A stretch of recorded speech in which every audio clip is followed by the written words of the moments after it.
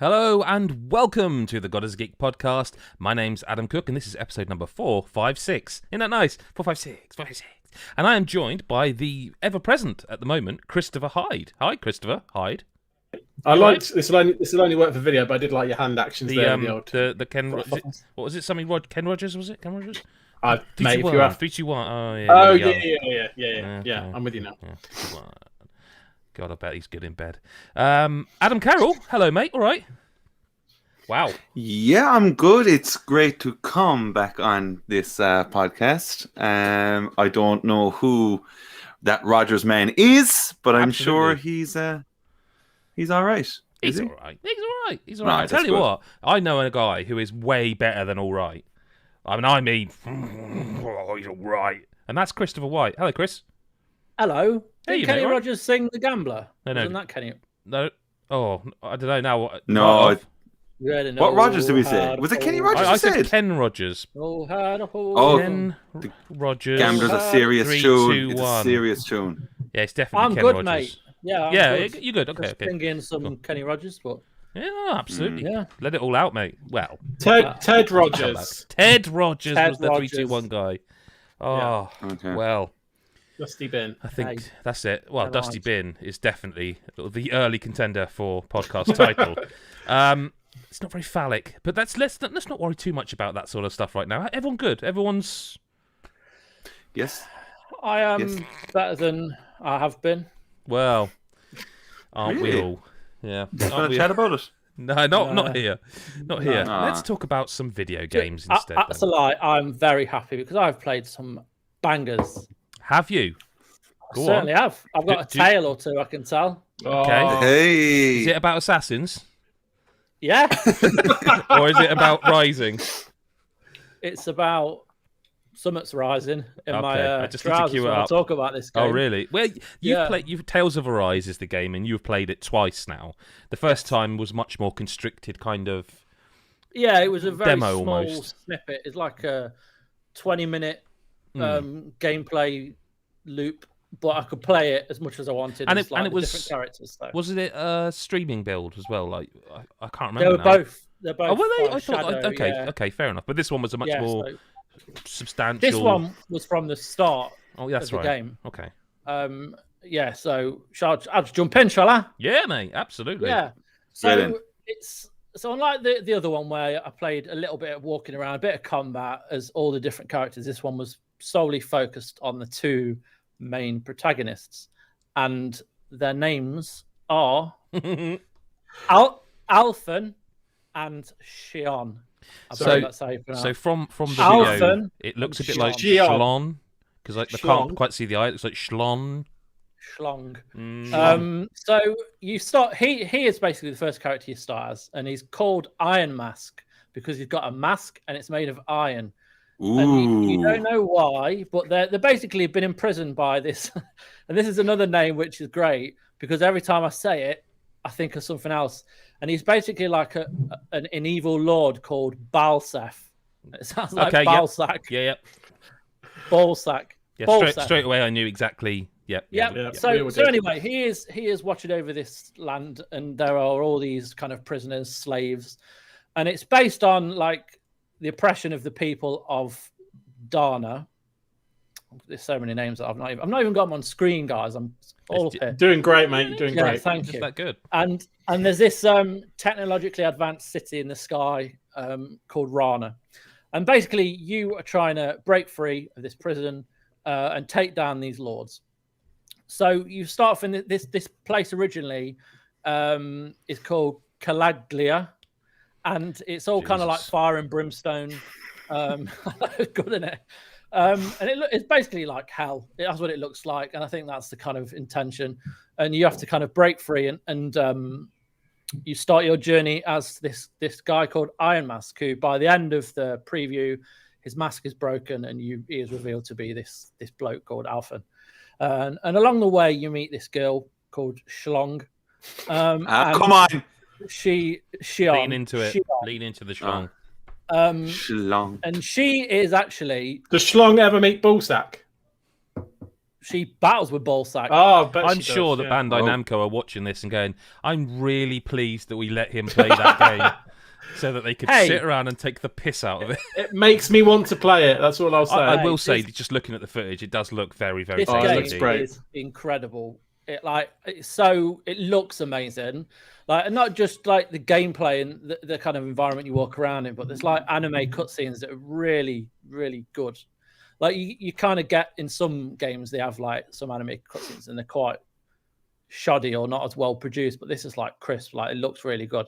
And then you've got the actual combat, and this is where this game, like I thought Scarlet Nexus was great, and I still do. It's like one of the best games of the year, but this has a lot of potential to kind of surpass it, just by how they're kind of using the arts to really kind of take it up and over like the previous games. Like Berseria was quite combat heavy, but this just kind of feels a lot more free and a lot more hack and slash with strategy. Like there's a lot to it. Like you've got arts for when, and if people that don't know what Tales of series is, an art is like a special ability, like a power.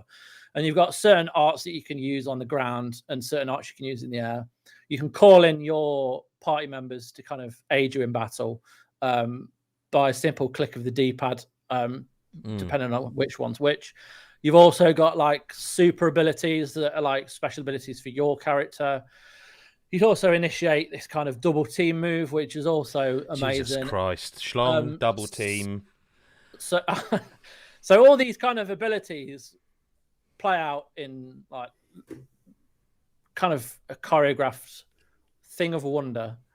And like there's a lot of kind of fights with like standard balls and pigs and monsters and whatnot. And then you fight this Lord Balsaf at the end. And like the battles, it was great. Like you've all the stuff you've learned up until that point, which I can't remember how long I played it for, but it's a good 5 or 6 hours. So you have learned a fair amount, and then you fight him, you're kind of using everything you've got. And then all of a sudden this huge fire, like this huge manifestation of astral energy appears behind him, like this gigantic fire monster, and he tries to get involved. He wants a bit. So you kind of have to take him out as well as this lord. And like it just feels so good to play. I wanted to say like because we've had a laugh, we've had a joke and all that, but I will say like I've always struggled with the Tales series. Like I know Adam Carroll, like you're a big fan. Chris Hyde, I think you are too, aren't you? Yeah, I've always struggled to get into them, right? And it's never been how it looks. It's never been how it sounds. It's always been the combat for me. Like I could never get into those RPGs where you kind of. I'm trying to think of. I mean, they would be Tales. The older Tales games would be the definition of this, where you're in a circle. Like an invisible circle, aren't you? You can't run away from that battle. It's kind of you can't see it, but there's the battle's area, and you kind of it's not turn-based, but it also kind of free run around the place. Ni no Kuni did it actually as well, and that was the first time I played a game, and I was like, oh, okay, I get it. But so I've tried with Tales, like I've tried with Tales many a time, but everything I see about this one, and obviously I've read Chris's previews and seen the video stuff we've done. Everything he's explained about the combat. It almost sounds like what they've done is taken Tales as it was, and they've tweaked it in that sort of way to get the people like me who love JRPGs but never kind of got the Tales thing. The thing I found was it was similar to Final Fantasy VII Remake. I mean, combat. you've done. Well, I knew that'd do it, but no, but that's what I mean. That's what I mean. That. Like, it does feel like that, and yes, it does feel like turn-based in a sense where you press like an art and a couple in a row or something, and it does kind of cue it up, but it does happen too fast to even twig on to that. That's what you're doing because it's so fluid. The combat is, and it's a really fun way to play. And there's loads of arts that you can unlock, like and switch them around. So by like I don't know, 20 hours in, you're going to be like a machine. Like so there's a lot of room to grow, and the fact that it is just 2 characters at the minute, there are another 5 or 6, I can't remember exactly, I think it's 6 more that end up in your there's normally 8. There's normally a motley crew of 8 rocking about in the Tales game. But what I love as well is like people who are watching this podcast rather than listening, thank you for a start, for whatever way you consume this podcast, but what I particularly like is that we've I don't know if it's just me actually, or if you guys feel this is something I've just not noticed. But all of a sudden, I feel like we're getting into the stage now where the games like the Tales, and I would say a game like Scarlet Nexus as well, they would have always been good games, but they would only have looked decent. And I feel like all of a sudden, these games are now looking so good. Now, Tales is always a game that looked pretty nice, but like this looks like one of the best looking Tales games. Yeah, that's what I'm saying. When you were speaking and the footage is on there, I was like, "Oh, that looks tasty." I mean, look at like, you know, looks again, really nice. it's bad for those just listening, but for those watching, go and have a look. The Look at timestamp will that. be there. Yeah. Like, the visual in terms of the you know, the lighting and the color, but also the backdrops, the surrounding areas. Because that part of it, when you used to battle, it was they were always the drab bits. Yes, that's what I mean. They were always, there was always particle effects going on with arts and stuff, but the backgrounds and things were always a bit drab. Whereas it looks stunning. Also, just to add from a personal perspective, as much as I love, and I do love Monster Hunter Stories 2 and games like that, it's kind of nice to see a boss with a health bar again. Like, do you know what I mean? To know, right, this is how much... I know, it is good. Totally not against it, and I love Monster Hunter Stories 2. It's one of my favourite games this year. But it's kind of like seeing that health bar again. It's kind of like... You know you're doing something I've kind right. of missed that. Because I mean, in Monster Hunter Stories, it does do that, but you have to beat them. It's like the real Monster Hunter games. You have to beat them once to kind of know how hard they are. But like, there's still a place for me...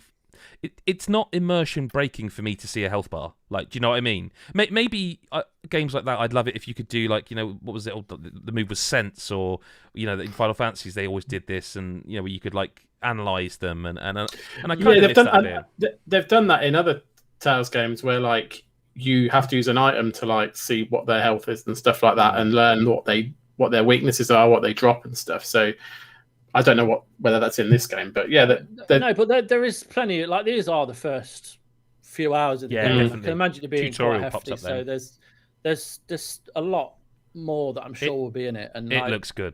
it looks great. Just for like an intro. Fire looks amazing. Yeah. Wow, the fire! Like, you get this weapon called the Blazing Sword as well, which adds another layer onto the gameplay. And it's just nuts what you can do with that sword on top of all your other stuff. So there's a lot going on, but in a controlled way. And I think that's what makes these kind of games. You can throw too much at someone and you don't really use it all. So the amount of games you've played where you can go through it, be told all these different things, and still only use the basics. This all feels relevant, and it all feels like it will be used as you fight harder bosses and enemies and stuff. In terms of like scope and scale of the environments, like, what are we talking here? Like, you know, yeah. So with it coming to PS5 and stuff, are we able to go, I can see that over there, I'm on my way, so or are we still kind of like cut off? Near, where you've got an area and you can go and explore, but then to go to the next one, you kind of loads the new area, or like a small scale Witcher, that kind of thing. It's not like fully open world, but there's a lot to kind of see and there's a lot to kind of explore. It's not like linear as such, but from what I saw and the map area that I was in, I could go quite like all over the place and stuff. Also, just in terms of, like, I don't know if you can actually say this really, but like, if you've done any side quests and stuff, did they feel kind of cliche padded? Were they fetch quests? What was going on? Are you able to mention any of that? Yeah, I did a couple of side quests, but they were more to kind of get you certain skills or shops open for like your travels. Like, I had to go and find some parts for a sword and help open the blacksmith. But they're kind of just, I mean, it's hard to say what they will be like, but these were quite basic, but they were like the first few side quests of the game. Yeah. So, I mean, it was, I mean, the thing that makes this fun is the fighting. So if you have to go and slay some enemies to get the items, it's the combat that it's not like monotonous. So it's not, the quests don't necessarily feel arbitrary because you're having fun with the combat. That's always important with a Tales game, because literally, like you said before, Adam, like with the circle and the battles, if you don't have the right, it could get samey very, very quickly. And that's why you need the, to unlock new arts or level them up or whatever is going on in this one. But that's the most important thing. You need to be enjoying the combat 30 hours in as much as you enjoy it 1 hour in. Otherwise, these kind of games don't work. So it sounds from what you've played, you're still enjoying it however many hours in, which is a really good sign. I just want to play more. That's how I left. Like, I was gutted that it was over. We have a question, Chris. Sorry, you might be able to answer while we're on the subject. Phil Tyndall in the chat says, it looks great. Does it look like it's going to be saddled with microtransactions or season passes? I would have guessed no. I don't see how it would. No, season pass maybe expansion content, but I wouldn't have. Maybe expansion and some costumes, but nothing announced. I played you don't need it. Sometimes they do like costumes, like you say, like cosmetic outfits and things that you can unlock. If it's like a season, it's not. I would say I'm pretty much sure there's no microtransactions, but there will probably be some season pass or expansion, much in the same way as like Ass Creed, where you've got your expansion game bits, but nothing. No, they don't need it. And I doubt I'd be stupid to do it. Okay. Let's move on. What else have you been playing then? So, speaking of Assassin's Creed, which I briefly mentioned there as Ass Creed. You did mention Ass Creed. I've been playing The Siege of Paris, Ooh. which is the brand new expansion for it. Yes. Would just like to say straight away, I can't believe that this is already out. I know. It does seem like 5 minutes ago you were talking about Wrath of the Druids and then literally saying, Siege of Paris will be in a little while. Yeah. I thought it was like November for some reason, and then a couple of weeks ago when I saw it was out in like August, it was mental. Well, how is Paris, Chris? Well, these are substantial as well, right? I didn't play Druids. I'm still playing. So it was this year, right? Druids, Mick reviewed Druids this year. It was a few months ago, wasn't it? Months ago, it feels like. Yeah, wasn't that at all? These stories, because they are essentially like Valhalla. It's all arcs, isn't it? Like you go and pledge to a county, and then you play through the arc of that county, and this, like Wrath of the Druids, feels like a good. It could be anything. The story itself is anything from 4 to 6 hours, I think. But then there's all your other stuff. Like when you play Assassin's Creed, most people aren't like they love the story, but there's also all the wealth to find, like the new armor sets or the new abilities, which there are new abilities in this, new armor sets in this, and there are all the other little bits, like there are side quests, you name it. So France itself, I mean, every area in Valhalla has that kind of drab, kind of dreary like location, because that's what it was. It was like the 9th century, so it's not going to be all fancy. But Paris is obviously, it's more expanded. It's like London is in Valhalla. Like there's a lot more buildings, a lot more kind of people there interacting and that kind of thing. It's not quite as open as some of the lower cities are. But the thing that I love, I think it's one of the better stories in Assassin's Creed Valhalla. Like, you are heading to France because the king there is threatening to invade England, which threatens Eivor's kind of settlement of Ravensthorpe. So she goes there, she tries to talk to the king, doesn't go particularly well, and then this whole kind of story unfolds about Charles, King Charles of France, and how he is quite unstable mentally, and that kind of affects what his decisions he makes and stuff. And it's just nuts. Like the end, the big siege of Paris isn't at the end; it's kind of in the middle, and then you think that's it, and then it carries on telling this story, and it's excellent. Like, as stories go so far, this has been one of the best. Like for me, it kicks off kind of straight away. Like with the Wrath of the Druids, it was kind of took you ages to even know who these Druids were, whereas it's kind of like straight in action story, and it kind of continues to the end. Okay, it's like what's next then? Like for this Like, is that are they? I don't think they've announced the third one, have they? Expansion. No, but they've more announced the coming. second year. Wow. Yeah. So there's still stuff to tell. Like Yeah. there's stuff in Italy. There's like a famous story where, like Ragnar, his son Bjorn, he goes into Italy and he thinks it's Rome because he wants to invade Rome, but it's not. It's like somewhere else off the coast, and he hides. He pretends to be dead, hides in a coffin, and then jumps out during his burial. His funeral, and sounds kind of hilarious. Attacks the king. Yeah. So there's Italy. There's also like the Middle East.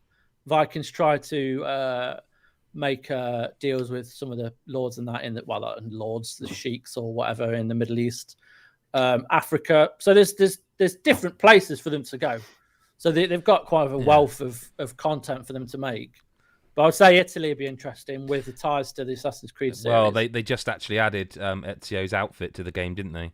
Right. But you've got to have played. It's one of those. I still want to say Uplay, but Ubisoft Connect. It's one of the Ubisoft Connect bonuses,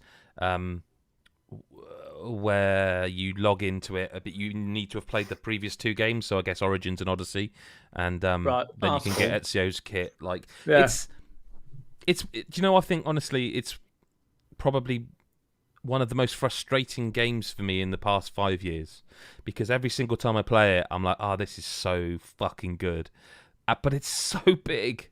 It's so big, and I can't. I've tried. Like, there was a little bit of a lull a few months back before Druids, actually, about a month, maybe 2 weeks before Druids came out, and I remember getting stuck into it and getting good 10 hours in it, and then life finds a way, doesn't it? And it's just such a damn good game. And I tell you what, I know you said it at the time, Chris White. The PS and Adam, you did too. The PS5 version is.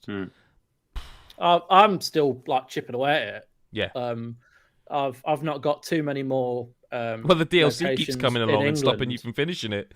Like, you have to keep going off and playing the other games. But I've managed to finish them two. Now I'm back in England. But there's like America opens up at some point. Wow. When you like at power level 160, you can go to Vinland, which is North America, which I still haven't managed to do, like get there. So I've still got that, and then I've got to finish off what's going on in England. But like I love it. I still want to play. I still keep playing because and like PS5. Oh my god, like that version is perfect. Yeah, it's cracking. Yeah. Right, shall we move over to Mr. Hyde? Why not? I didn't know if anyone else was going to go, let's not bother. You don't have I thought you were opening up to the floor to go, he's okay, let's take a vote. Chris Hyde, shall we allow Chris Hyde to talk? Yes. Okay. Chris, Adam Carroll, do you feel it's okay for Chris to talk now? Chris Hyde, that is? I think today, yes. You think today, okay? Just today. Well, okay. I mean, it doesn't really matter what I think because I'd be outvoted anyway, even if I voted no. So we'll never know for sure, Chris Hyde. What have you been playing? Well, I'm hoping you're going to chip in at some point. I suspect I might. Yeah, me and Mr. Cook have been playing the Back for Blood blah blah blah. Maybe you should talk. The Back for Blood beta. I didn't realize that was that hard to say. It's not. Just so you know. Just hang on before we carry on. Adam, would you mind saying it just to prove that Back for Blood? Oh shit! Yes. Back for Blood beta. Back for Blood beta. It is a bit of a mouthful. Back for Blood beta. Back for Blood beta. Back for Blood beta. Chris White's gone very quiet. Back for Blood beta. Yeah. Right. Oh, I'm so happy that White drop. See ya. I want to. I just wish that was a bit, but it was. It wasn't. Go on. Back for Blood beta. It's fine now. Yeah, we've been playing that for a bit. So for those that don't know, basically this is a kind of co-op campaign up to mate, call it what it is. Just call it what it is. Left 4 Dead 3. Right. You can say that. That's easier to say than Back we for can Blood say beta. that. Yeah. I mean, they probably can too, since they made them. Yeah, but essentially that's what it is. It's a co-op campaign up to 4 players. You play with bots if you haven't got up to 4 players, or you can join up with randoms online who can do it co-op like me and Adam have been doing. And you basically go through missions in the beta. I want to say acts 1 and 4. I think were the ones that they were saying from memory were in the beta. So we were playing through those. Each act's made up of 4 parts, and you basically just progress through the levels, get to the safe house, and then you go on to the next one. We've been having some great fun with this. Oh, it's good. It's really good fun. The first off, the shooting and the guns feel really good. There's lots of different. I mean, it's the normal sort of like, you know, pistol, snipers, shotguns, rifles, melee, but they feel very good, and different guns within the same type can feel different as well. And you're constantly picking up mods and improvements for them. That reminds me of Apex Legends. I don't know how much you played of that, but you know, in Apex you get a drop and there's like all the mods, and you're almost looking at it and go, oh no, that one's better, that one, oh, you know, and there's like different parts of each gun that are moddable. Like, you know, your clip, the muzzle, you know, I am very smitten with this game. Yeah, and then the way it works is you obviously go through these levels, killing all these various shapes and sizes of undead ridden, as they're called. They're not zombies; they are ridden. And you play with your guns, but you also have a deck of cards.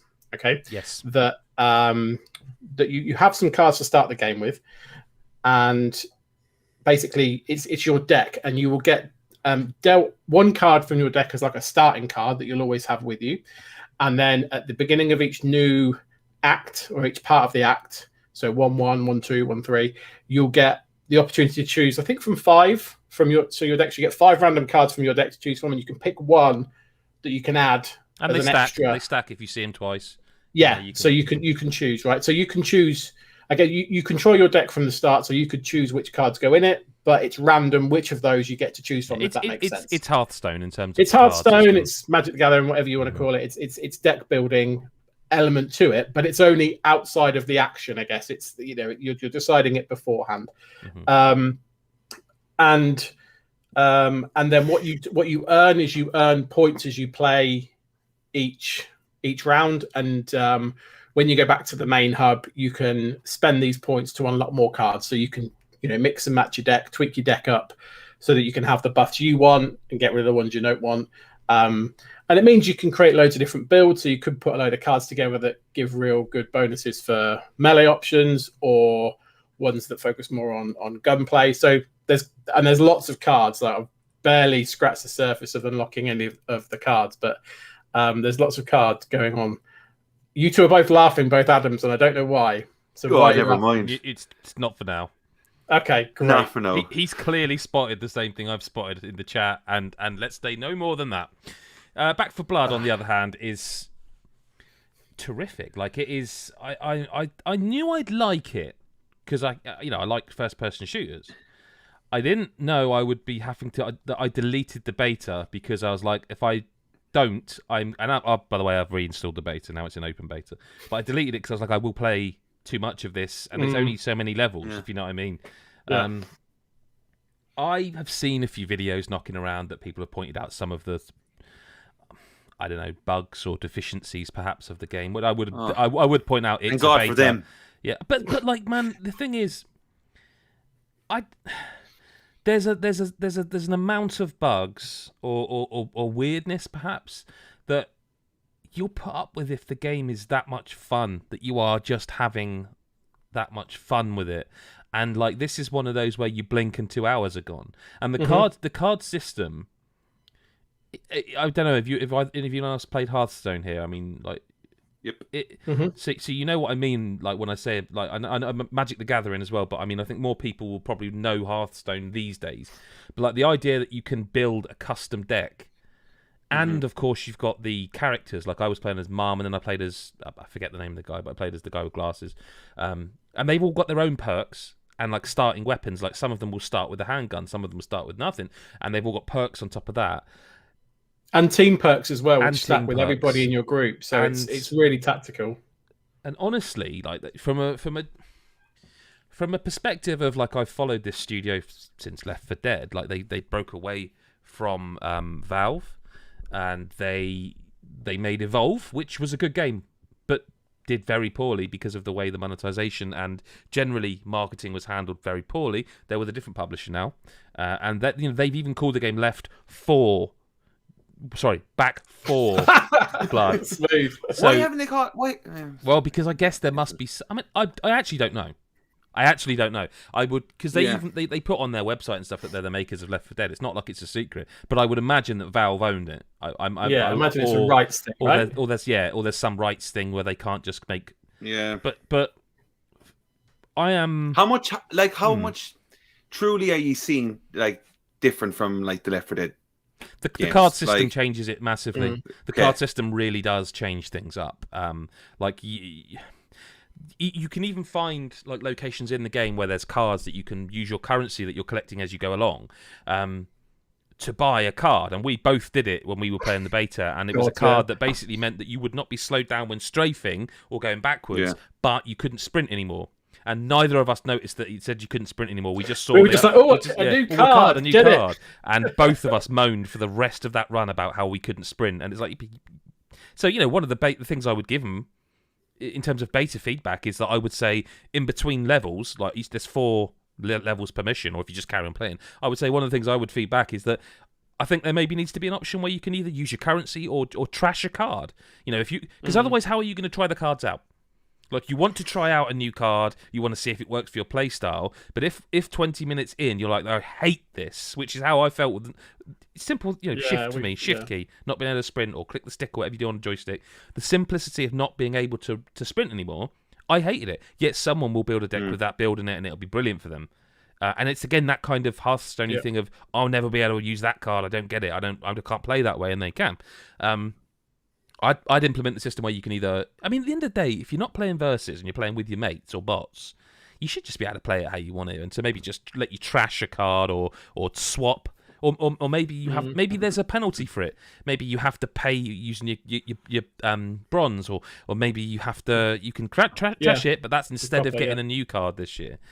This round. The question in the chat is, when is the open beta out? It's right now, actually. It's the 12th as we record this live. The 12th, I think. I want to say till the 16th, I think till Monday. So by the time this goes wide for everyone to watch whenever they feel like it, the beta will be ending. And ultimately, it's a free beta. You can download it and have a try, and if you don't like it, you've lost nothing but time, which is admittedly the most valuable commodity, perhaps. But I am...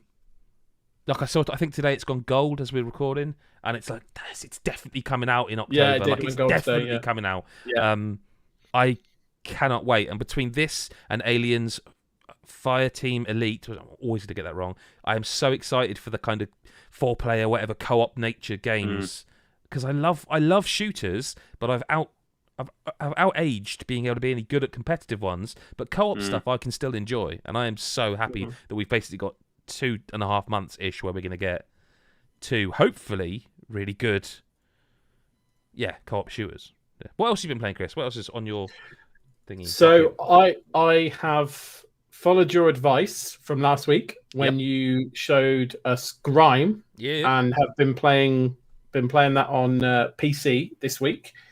Put I don't know, 3 or 4 hours into it, I think, and I really like it. So I just wanted to spend a bit of time talking about it, because I know we talked about it a chunk last week. But this. So we went around last week, 2D platformer, and the kind of key mechanic with Grime is it encourages you to parry as well as attack enemies, and it's basically a trade-off each time you'll come across an enemy, because you can just hack at them with a weapon, and that's absolutely fine. That'll kill them. But if you parry, what you end up doing is you end up absorbing. I guess you end up absorbing their health. It's called and breath, then, believe it or not. It's called breath. Breath, yeah, it's breath. You are right, sorry. And then if you absorb enough of a certain type of enemy, then you unlock the ability to acquire a particular trait, a skill, that you can use at their version of Dark Souls bonfires. You can choose to level them up. So it means you can kind of tweak loadouts depending, the more of those enemies that you absorb and you unlock, you've got more options to then, build your character in a certain way and give them certain benefits Whereas if you just hack and slash at everything, that's absolutely fine, but it gives you less options. And then the other way you kind of customize it is through the leveling up system. So again, I hate to keep going back to Dark Souls, but a bit like Dark Souls, you have the normal sort of health and stamina bars which you can level up, which are really useful. I'll talk about stamina in a minute. But also you've got strength, dexterity, and resonance, which are a bit like strength, dexterity, and kind of intelligence, faith in Dark Souls, where you level those up, and weapons that are more aligned to those traits get more powerful, and you have to have certain stats to wield certain weapons. So there's that sort of leveling up mechanic again, like their version of bonfires. But it's what I noticed when I played this game. I don't know how you found it, but I found this a very stamina intensive game.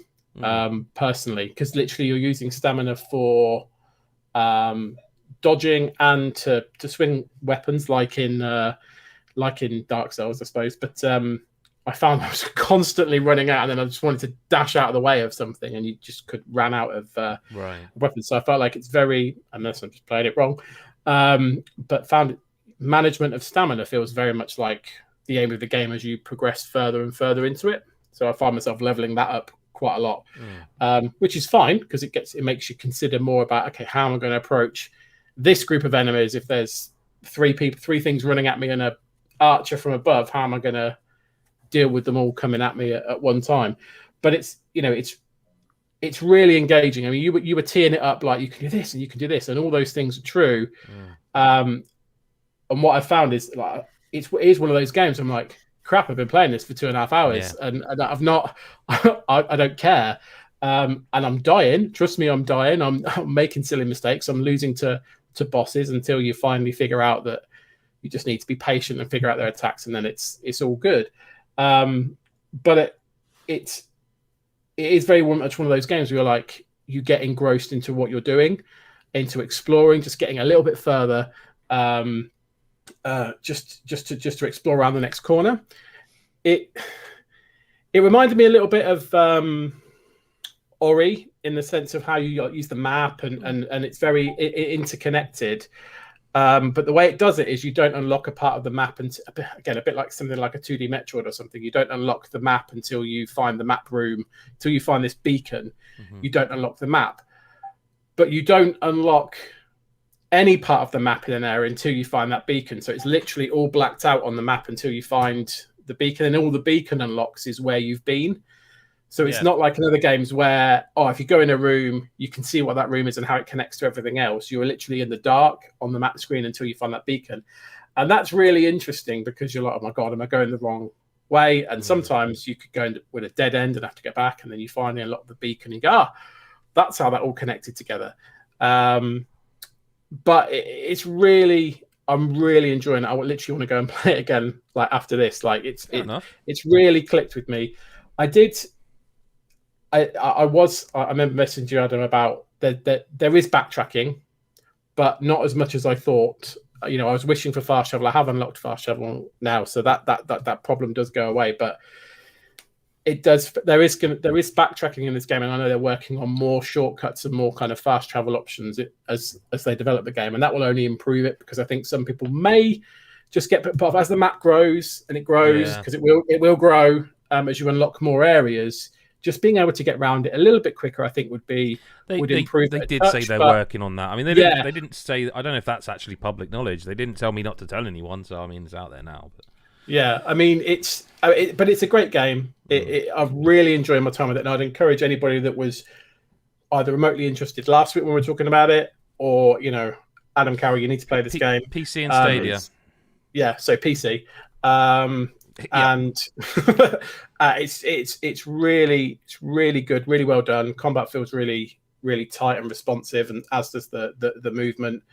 And like I say, I'm unlocking new mechanics as I go, so I don't even know where this is going to go in terms of all the other things that I will. There's things I think I'm going to unlock, because you come up against puzzles, you're like, I'm going to have to come back to you, because I can't. I know that's a thing, but I don't know how to get around it. And then, so I'm sure there'll be more of that.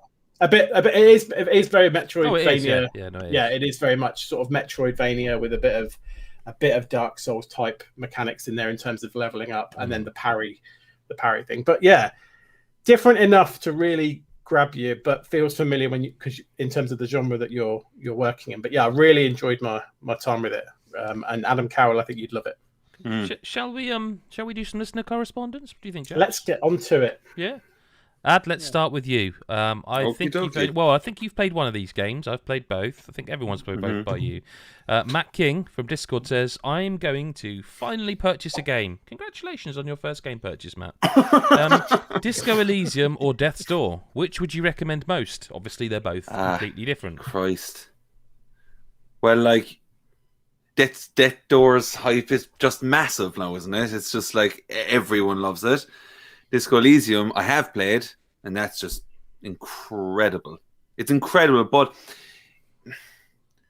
I don't know. Like, I think Disco Elysium is actually probably a harder sell. It's a hard recommendation to make because it's obviously it's a slow burner, and whether you're into what it's doing in terms of its writing and stuff like that, and its overall atmosphere, it's not for everyone. But like, you know, I still have to pay Death's Door, and that's just that. And the more I hear about that, it just feels like what's funny with Death's Door is anyone that finishes that game comes out of it going, yeah, that was just, it's like when they finish it, they just go, that was just phenomenal. Like, people are just like losing their minds with it. So I don't know. I don't know, Chris White, have you played Death's Door?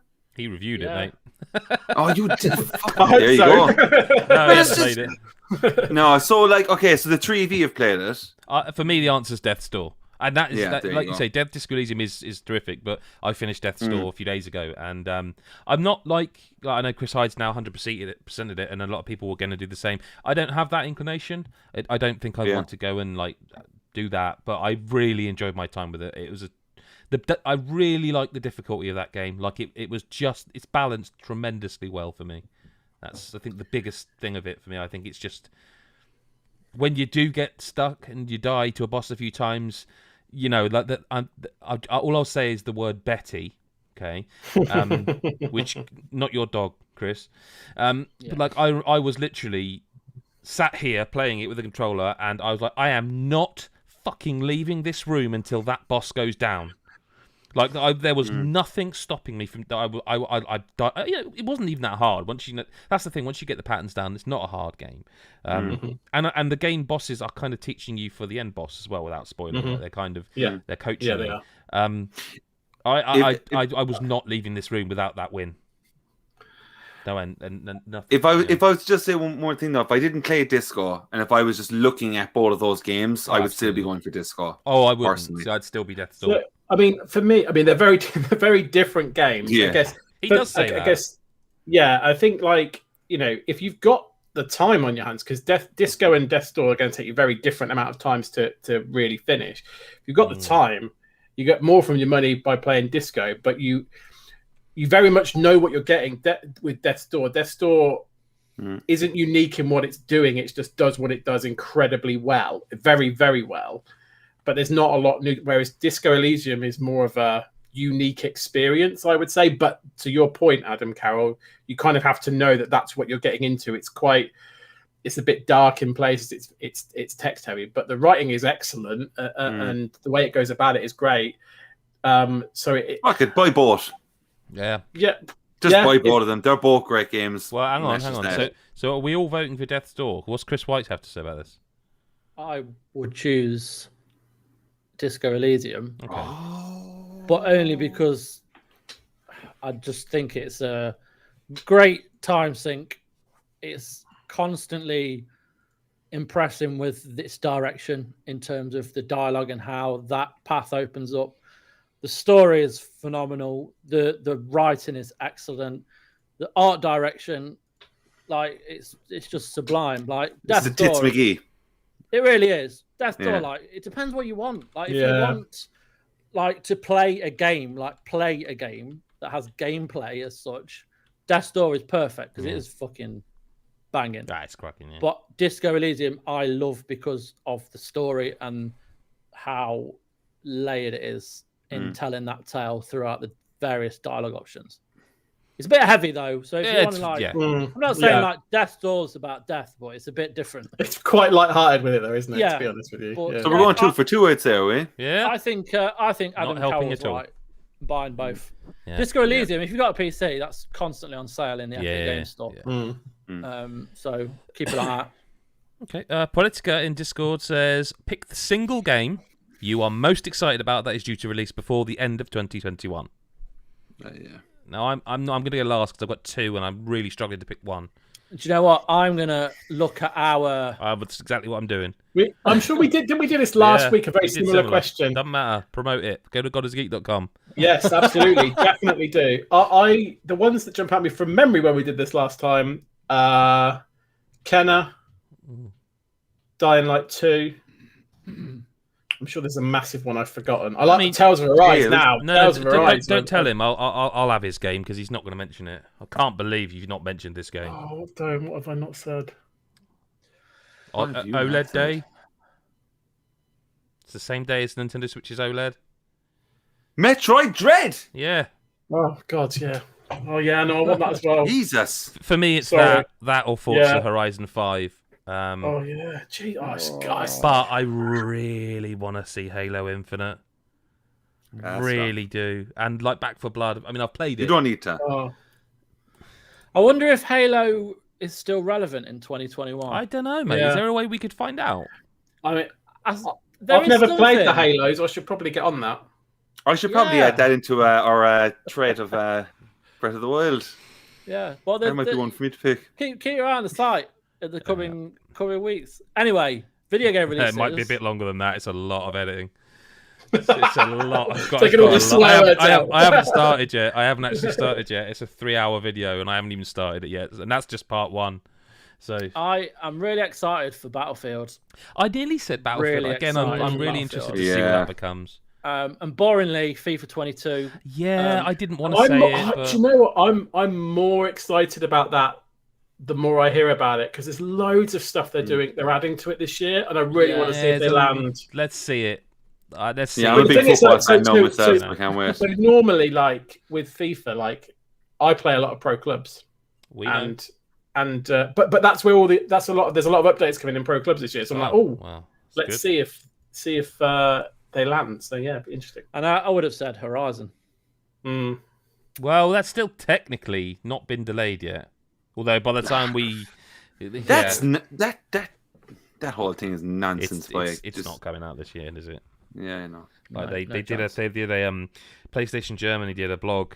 I don't know if you guys saw this, where they accidentally just said to everyone, "Yeah, the PS5 version of GTA is going to be 4K and 60 frames per second," which kind of course it is. It's three generations of game ago. It came out on 360 and PS3. But this was on a list on PlayStation Germany's blog that was like, these are the 9 games that they're coming out this year that you must play. And Kenna, it's like, Kenna has now been delayed to whatever. Horizon wasn't even on the blog. So it's like, if they're not listing their own first party, well, whatever. Director's Cut Punk says, it's 30 years in the future, and you find yourself on Antiques Roadshow. What bit of recently modern kit do you think will become the next sealed copy of Super Mario Brothers and sell for millions? Millions? I don't think it has to Stadia. be. Yeah, a working Stadia. Yeah. I don't know. It's probably You going could to be just an swivel amiibo, round isn't it? It's and going go to be an one of those amiibo. amiibo. Yeah. Yeah. I reckon the sealed Skyloft amiibo thing, Skybird thing. Wingull. Really? Wingull. Yeah, they were expensive, so people didn't buy them. There's not that many of them. Actually, do you know what's actually a disgrace? Do you remember when the Wii U released the Wind Waker console? Yeah. Right for Oh, the yeah, for yeah. launch.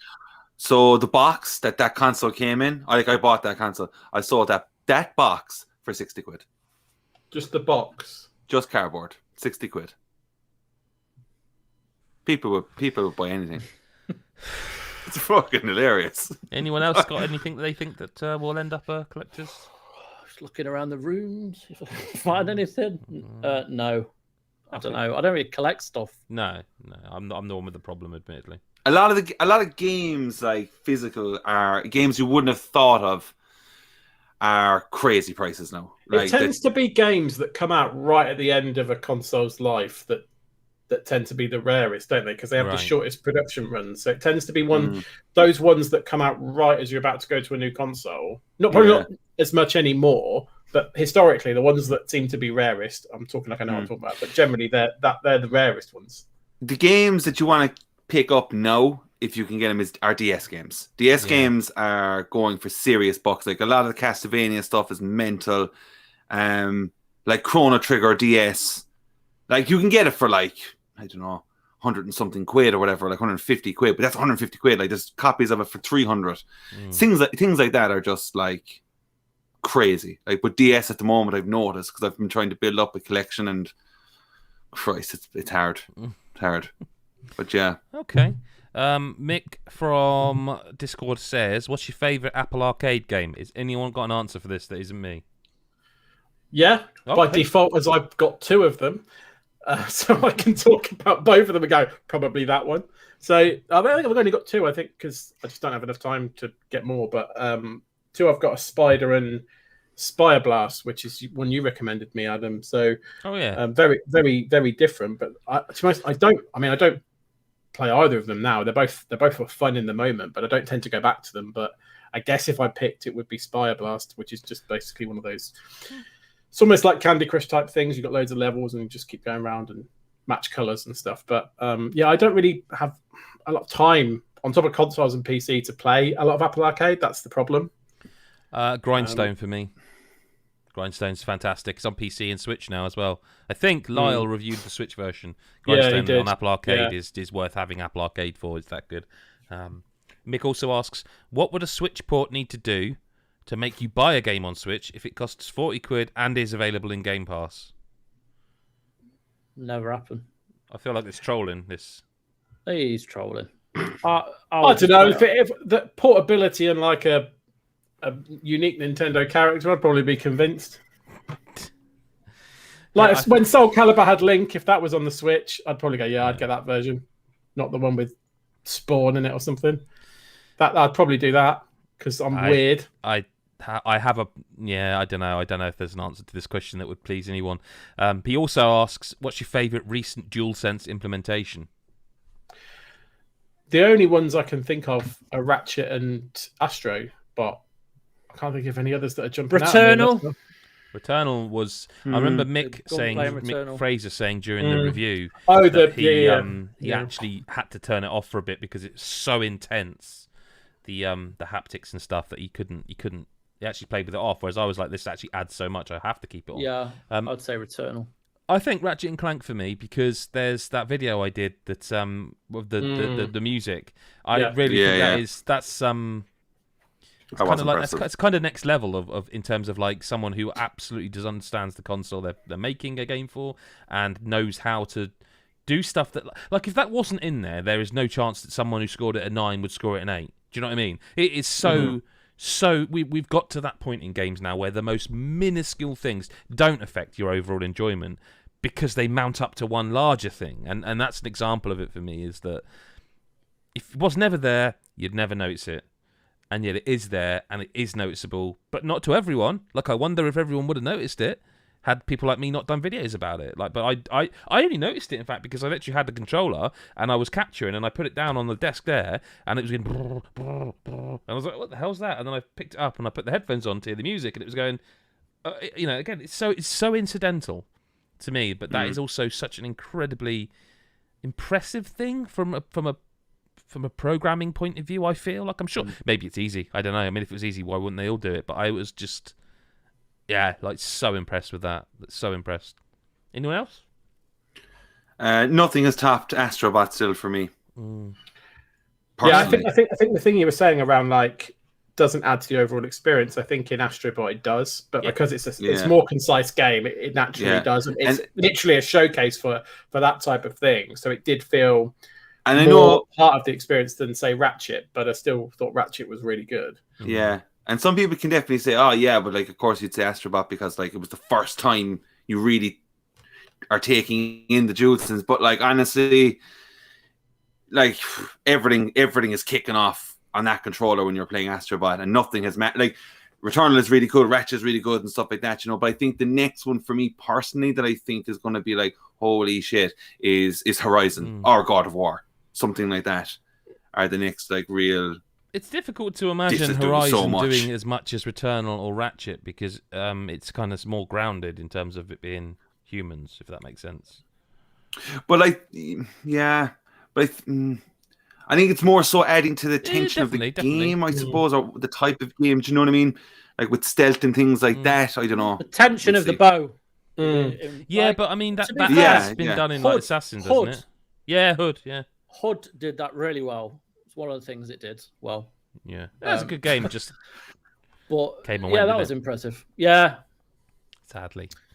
And that is almost a podcast for this week, other than to say thank you for your support. And please visit patreon.com/GodIsAGeek. We alluded to a couple of features, and there's a couple of features in the pipeline, that, like the kind of things we need to get done before we start promoting them. We don't want them to be like, oh, here's episode 1, and then episode 2 is 3 years later. Like, so there's a couple of things we're working on. Quite a few things actually that are going to be early or exclusive to Patreon members. We think it's worth it. That's patreon.com/GodIsAGeek. Like this video if you want. Share it with people on Twitter, which is @GodIsAGeek with Twitter. Tell us, share us, copy us in. Say, hey, I listened to @GodIsAGeek's podcast this week and it was great. And, you know, that host's really attractive. And, like, definitely do that. And subscribe if you haven't hit the bell button. The bell button helps visibility, that it makes it sort of pop up in other people's, you know, like, oh, you might like this sort of thing. So that helps. But ultimately, patreon.com/GodIsAGeek really helps us out, even for £1 or $1 a month. And honestly, just watching us helps as well. So we appreciate that. Chris, and Adam, thank you for being here. Thank you. Thank you. And to everybody else, we will speak to you next week or whenever you choose to listen. Bye for now.